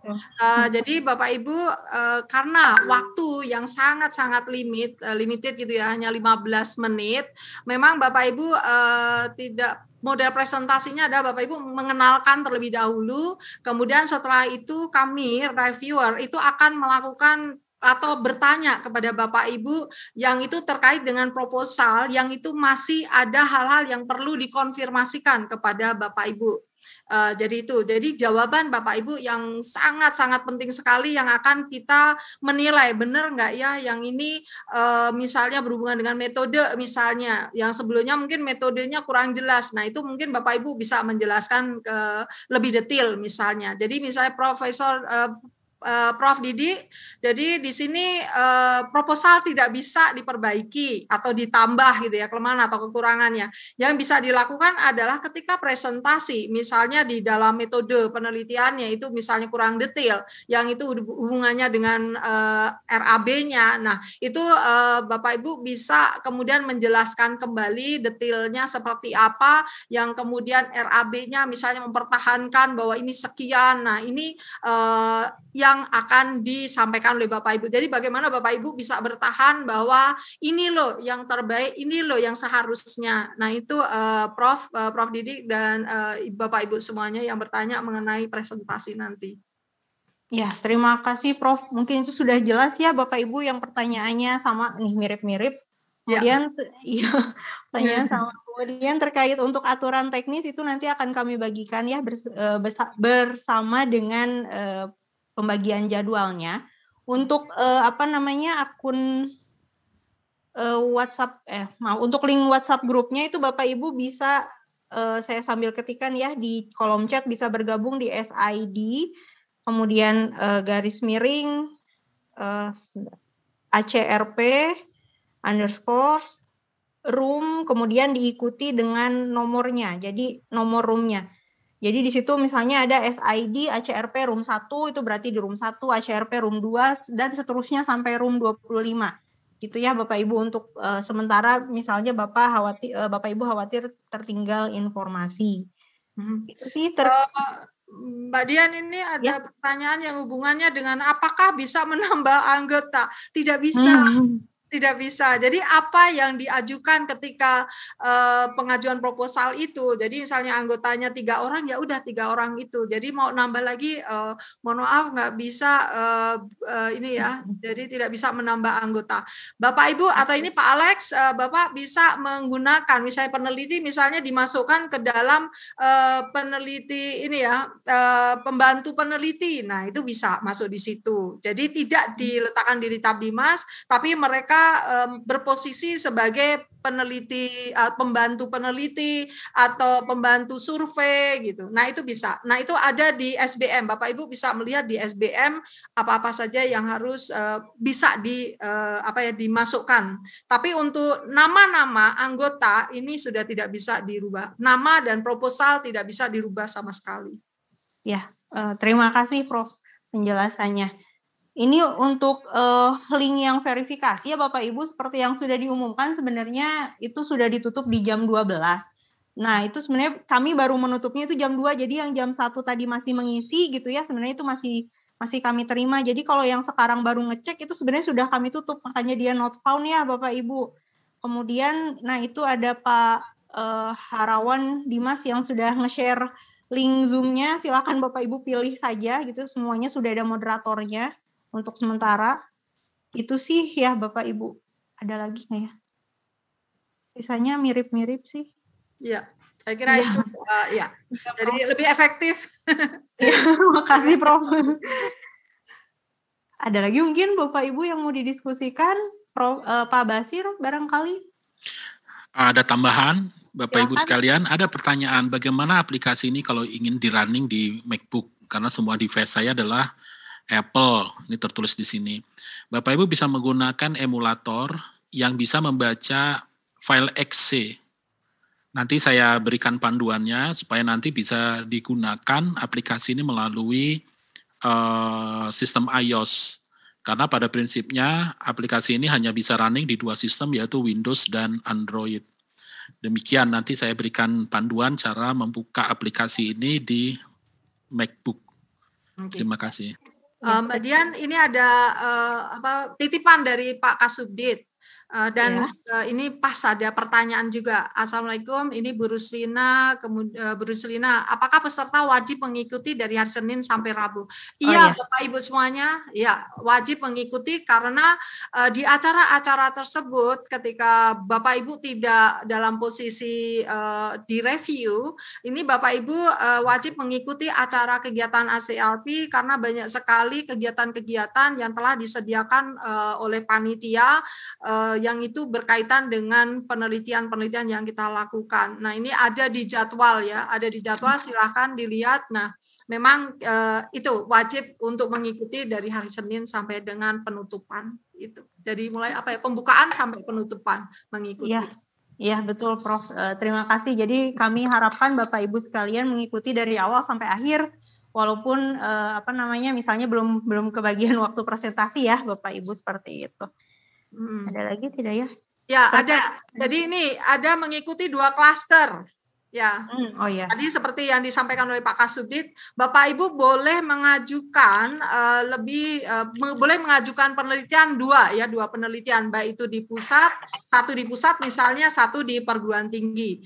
Tetapi apabila misalnya nih dua-duanya diterima, maka Bapak Ibu harus memilih salah satunya, tidak bisa dua-duanya gitu. Jadi misalnya di pusat menjadi ketua, di perguruan tinggi menjadi anggota. Nah, namanya kan ada 2 nih. Nah, Bapak Ibu harus memilih mana, mau yang pusat atau mau yang di perguruan tinggi. Jadi harus memilih 1, tidak boleh 2. Itu dari Pak Aldeva Ilhami ya. Jadi itu Pak Aldeva jawabannya. Jadi boleh mengajukan 2 klaster, tapi ketika diterima hanya boleh 1 yang dipilih. Ya, terima kasih Prof. Ada lagi nggak ya? Hanya share jadwal. Oke, saya kira itu semua sudah. Sudah. Ya, alhamdulillah. Untuk yang verifikasi itu sampai hari Jumat ya. Nanti saya coba koordinasi lagi. Nanti kalau misalnya memang dibuka lagi, mohon dicek berkala saja linknya ya Bapak Ibu. Kalau misalnya tidak dibuka lagi ya berarti sudah ditutup ya. Sudah sih. Ada lagi nggak? Pertanyaannya mirip-mirip. Pak Basir. Ya, Madang, kalau tidak ada sambil ini ya, kalau ini semua sudah jam berapa juga ini ya? Ya, sudah ini Pak Basir. Sudah lagi 7 menit ya jam. Ini saya kira diskusinya sudah sangat panjang ya dan sangat efektif. Saya lihat Ibu Imas juga sudah menjelaskan. Saya kira kalau terkait dengan aplikasi ya itu domainnya Bu Dian sama Pak Ivan itu, sambil kan beberapa hal yang belum terselesaikan ya. Mungkin bisa diselesaikan sambil berkoordinasi karena link juga berjalan terus. Ini juga memang banyak ke saya nih, ini sudah dibuka enggak linknya juga nih. Udahlah saya bilang bertanya aja di forum di chat, mumpung waktunya masih ada. Nah, yang perlu ditekankan memang ya kepada teman-teman semua ya, karena semua model pelaporan kita ini paperless ya, itu paperless ya. Makanya mulai dari pengajuan proposal itu semuanya paperless, itu masuk kemudian pengajuan proposal submit, sampai nanti pertanggungjawabannya semuanya itu paperless. Sampai nanti pemeriksa itu, BPK masuk, inspektorat masuk, itu semuanya paperless. Jadi semuanya nanti pelaporan itu di Litap Dimas. Jadi sama sekali tidak ada pelaporan yang modelnya manual. Jadi sekali masuk itu, apalagi ini kan basisnya ini ya, SBM ya, standar biaya masukan. Nah, di samping juga ada penjelasan dari kami beberapa kali, kemudian nanti reviewer pasti menjelaskan. Dimohon dengan sangat dari semua proses nanti kalau kita lulus ya pasti sebenarnya juga ada penjelasan berikutnya pada saat betul-betul menerima ya. Semua bukti-bukti itu dikumpulkan dengan baik. Ini kan baru calon nomine ya, tapi artinya secara perspektif pengetahuan harus kita pahami bersama. Karena memang ada dimensi perbedaan antara SBM dengan SBK. Kalau misalnya SBK itu kan berbasis output. Jadi nanti outputnya dilihat, relevan nggak misalnya nih hasilnya ternyata nggak ketemu antara duit dengan ini dengan hasilnya. Ujung-ujungnya mengembalikan, cuma tidak ada bukti.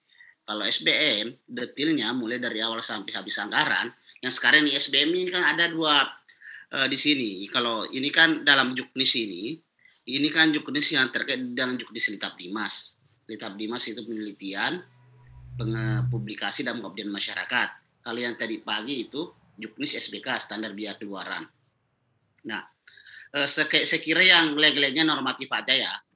Silahkan dibaca juknis dari A sampai Z karena ada output, ada outcome, semuanya sekira ada jelas dan terang-benerang di situ semua.